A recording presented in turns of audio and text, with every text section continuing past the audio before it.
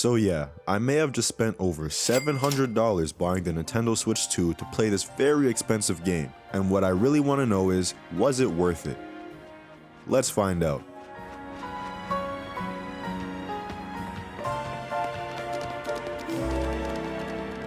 Firstly, I've never touched the Nintendo Switch 2 before, and the last game I've played on the original Switch was Pokémon Legends Arceus. I mean, I completely neglected Scarlet and Violet, so my last reference point of a Pokémon game is the predecessor to this one. Now, Pokémon Legends ZA dropping over 3 years later on a new console upgrade, I expect to see some major improvements. Now let's start with the Nintendo Switch 2. Judging off the game alone, they've made some notable improvements. Some key upgrades are finally up to standard FPS, being able to run some decent graphics at 60 FPS without any real frame drops. Now that may not show up in the video here, but trust me, you can take my word for it.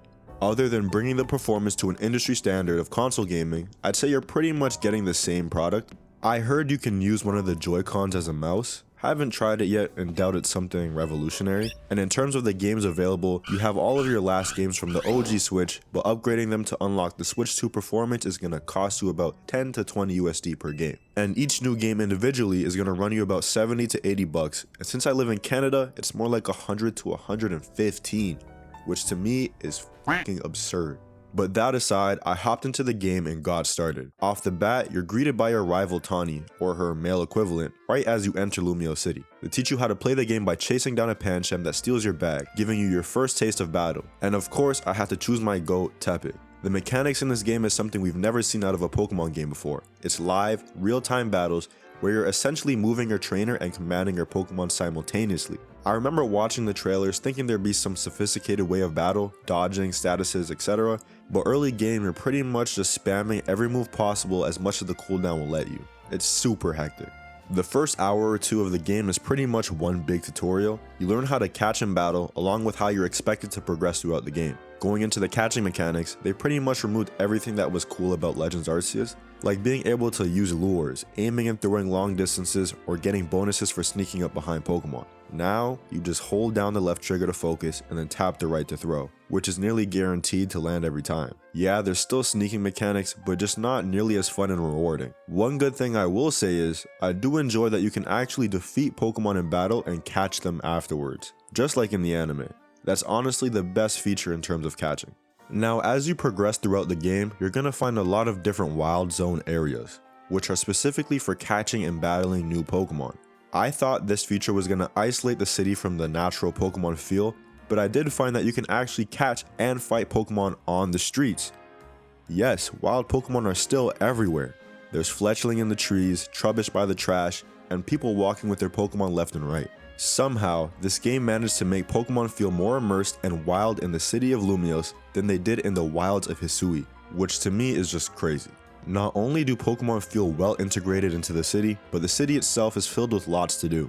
Pretty much everywhere you walk, there's an item to collect, a stone to break, or a ladder to climb, bringing you to the rooftops of Lumiose, which on its own is a way of exploration and transportation. They have cool obstacle courses around the city where you can get cool items for completing them. And finally, you can buy something on nearly every damn corner. Like everywhere you go is a shop. If you want clothes, a haircut, evolution stones, whatever, you name it, they got it everywhere.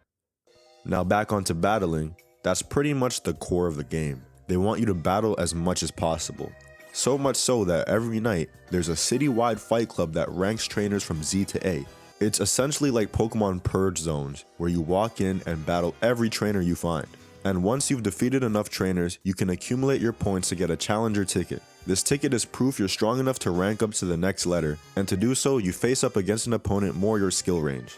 These fights do get harder and harder as you go, so just because it's easy at first, don't think it's sweet forever. I found myself plenty of times getting f***ed up by alpha Pokemon, yes those still exist, and in rank up battles, fighting for my life. And from what I've learned, the current battle meta is to teach Protect to your Pokemon and learn how to time it in battle. And if the opponent uses long range attacks, run for your life to dodge.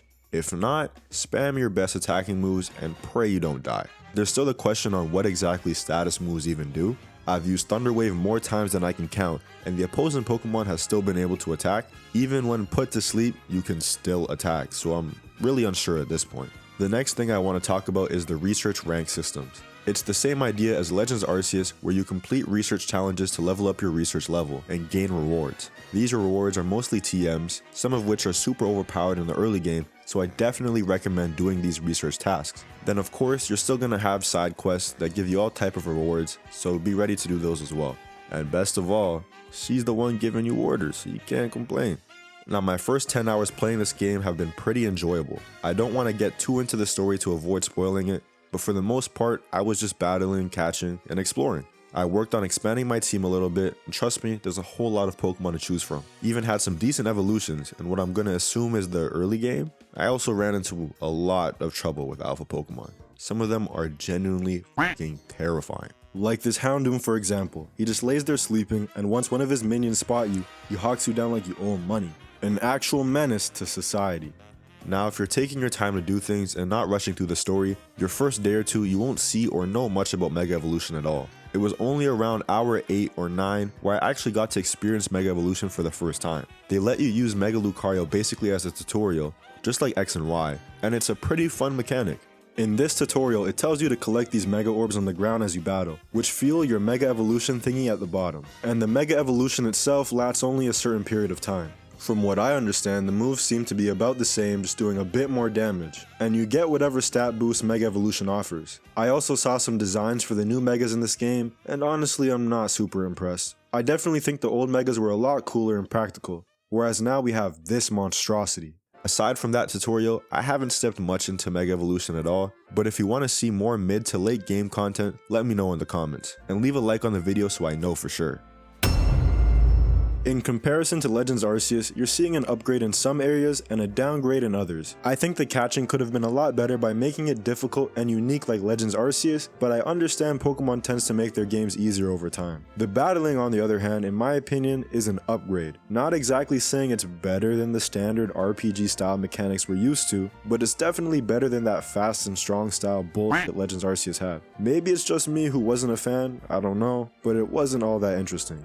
Now if you can't think quick on your feet in battles, you're sure to be erased, which adds this new urgency and difficulty in fights that many fans have been waiting for. Not to say it's perfect, but it's new and enjoyable for sure. Things like graphics and performance are definitely an upgrade, especially on the Switch too, and with overall more things to do throughout the game, I think Legends EA takes the cake. But mind you, I'm still an early game player, these are just my first impressions.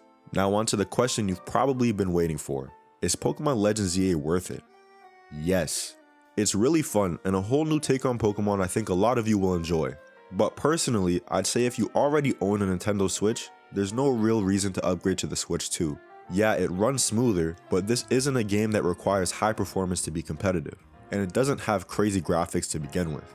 For someone like me who makes content, the performance and graphics do help my video compete in terms of quality, but I could for sure see myself playing this on the OG Switch and having just as much fun. With Pokemon, it's never really been about graphics anyways, it's always been about the gameplay. So should you buy the game? If you have the money for it, for sure. It's super fun. Do you need the Switch 2? Probably not. If you guys show love to this video, I'll be posting more updates, tips and tricks, or even maybe challenge videos on the game. And don't worry to all my subs, I didn't forget you guys at all. A new video is on the way. If you're interested in seeing me take on some older Pokemon games with a fun twist, they should be somewhere on the screen by now. Other than that, I'll see y'all next time.